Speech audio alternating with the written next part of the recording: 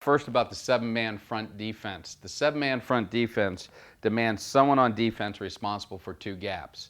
Offenses create 8 gaps for you to defend as a defense, whether it's 2 backs and a fullback creating that 8th gap, or if they take a guy and they move him out into a 1-back set. The offense creates 8 gaps to defend, and defensively, if you're in a 7-man front, this will demand that one of your players, or sometimes 2 of your players, based on the read, will be asked to play 2 gaps, and this is something I'll be talking to you about here in depth.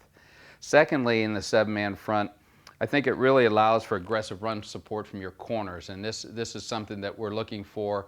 We really like to be aggressive on the outside with our corners in terms of rerouting receivers, but also in the run game, get them involved, force the wide receivers to be good blockers out there. So these are some key points for the 7-man front defense. First thing we're going to look at is we're going to take a look at our base alignments. We'll take a look at the base alignments, and then we will go over each of the guys' responsibilities and then talk about some of the fits and the adjustments we make in the 7-man front defense.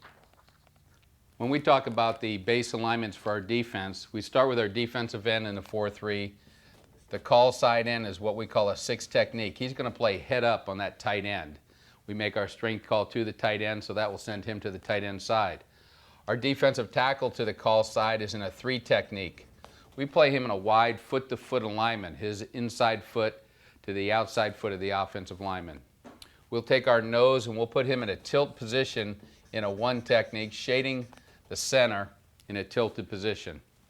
And finally, our other defensive end is in a 5 technique, again in a nice wide alignment, foot-to-foot, and we'll occasionally take that guy and cock his alignment from the outside in. Linebacker-wise, our Will Backer actually goes to the call in the over defense. So he will come into what we call a tan alignment. Tan meaning head up on the offensive tackle. Our Mike Backer goes to the call side leg of the center.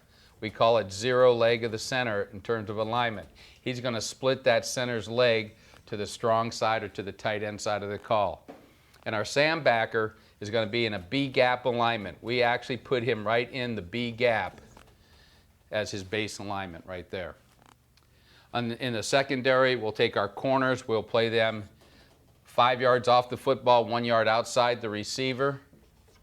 Each of the corners, that could vary with splits, that could also vary with down and distance. Our safeties base alignment, they're going to sit 11 to 12 yards deep. And if we're on the hash marks, about middle of the field, about 1 yard outside the hash marks, 1 to 2 yards outside the hash marks. This is our base 4-3 alignment, and where we ask our players to line up, and what we're going to do from there now is talk to you a little bit about